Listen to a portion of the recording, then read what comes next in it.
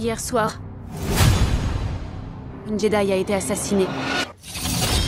La dernière bande-annonce de The Acolyte a révélé un puissant utilisateur du côté obscur qui est probablement un seigneur Sith, ce qui pourrait contredire le canon établi par George Lucas. Bien le bonsoir, mesdames et messieurs. Nous sommes l'animation de la soirée. Dans la menace fantôme, l'Ordre Jedi a noté que Dark Maul était le premier Sith confirmé qu'ils avaient vu depuis plus d'un millénaire. Cela fait du retour des Sith, ainsi que de la quantité de pouvoir qu'ils contrôlaient, un choc majeur pour l'Ordre. Maintenant, The Acolyte a apparemment présenté un autre seigneur Sith bien avant que Dark Maul ne se révèle dans l'épisode 1.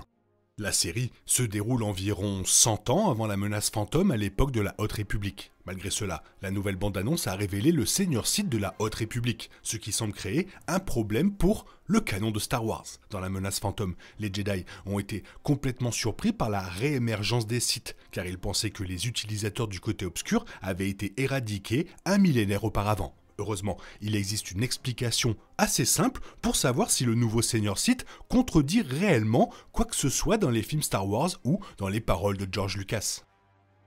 Les Jedi pensaient peut-être que les Sith étaient éteints depuis 1000 ans, mais cela ne veut pas dire qu'ils avaient raison. La trilogie préquelle s'est donné beaucoup de mal pour détailler les échecs de l'Ordre Jedi, et l'une de ces erreurs était leur excès de confiance à l'égard des Sith. Les Jedi étaient totalement convaincus que les Sith avaient été anéantis, ce qui permettait aux utilisateurs du côté obscur de ne pas être détectés. Cela signifie qu'un seigneur Sith apparaissant dans The Acolyte n'annule pas nécessairement une partie précédente du canon de Star Wars. Cela signifie seulement qu'il doit y avoir une raison pour laquelle ils ont été à nouveau oubliés.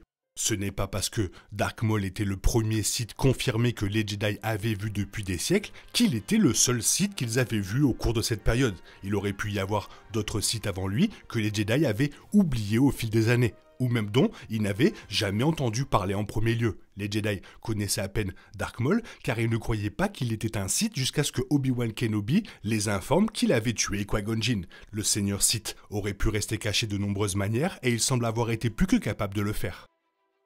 Pendant tout le temps où les Jedi pensaient que les Sith étaient éteints, ils se cachaient et construisaient leur pouvoir, ce qui explique pourquoi ils ont été oubliés entre The Acolyte et la menace fantôme. Selon la règle de 2 Sith de Darkbane, le but des Sith de rester cachés et de ne prendre qu'un seul apprenti à la fois était de pouvoir développer leur force sans la menace des Jedi qui interviendraient et ruineraient leurs plans. Après environ 900 ans de développement de ce pouvoir, le seigneur Sith présenté dans la série est clairement devenu une menace suffisamment importante pour rivaliser avec les Jedi.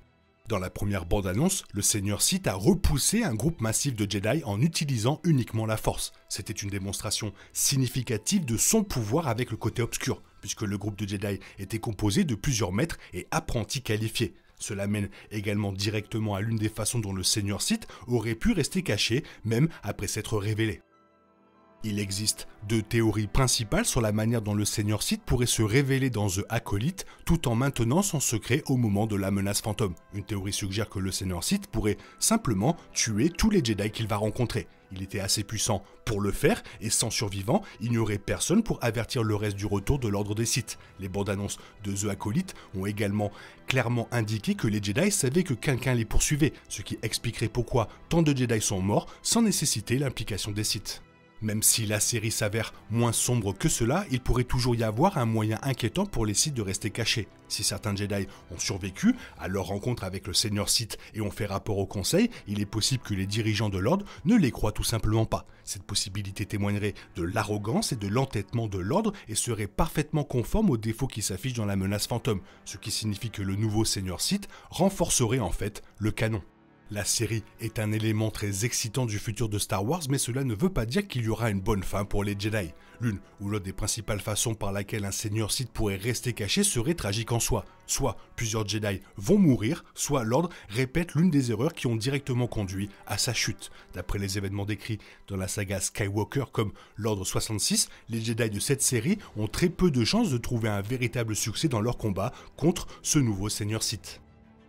Pour finir, il y a toujours eu quelque chose d'incroyablement séduisant dans le côté obscur de la Force, notamment parce qu'il possède des pouvoirs de force plutôt spectaculaires. Mais la présentation de The Acolyte semble être un peu plus subtile, car la série vise à explorer pourquoi une personne pourrait devenir un Sith. Alors, les Sith ont-ils raison ? La trilogie originale de Star Wars vénérait les Jedi, mais les préquels de George Lucas révélaient à quel point l'ordre était complètement imparfait. Alors que les préquels et Clone Wars montraient les Jedi et leur chute, les Jedi ont même commis des crimes de guerre pendant la guerre des clones, ils ne sont pas arrivés à ce point du jour au lendemain. Il y aura déjà une trajectoire claire dans The Acolyte, et l'allusion selon laquelle tout est question de pouvoir rend cela particulièrement excitant. Le pouvoir a tendance à révéler la véritable nature d'une personne ou d'une institution, et cela semble être le cas ici.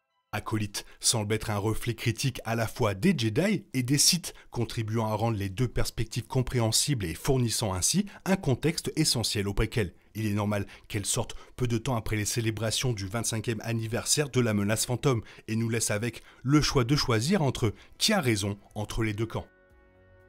Qu'une chose à dire, vivement le début de la série. Toi, qu'est-ce que tu en penses? Fais-moi part de ton avis dans la zone commentaire. Sinon, il est temps pour toi de reprendre le cours normal de ta vie. On se retrouve bientôt pour une nouvelle vidéo. Bisous bisous, bye bye, que la force soit avec toi.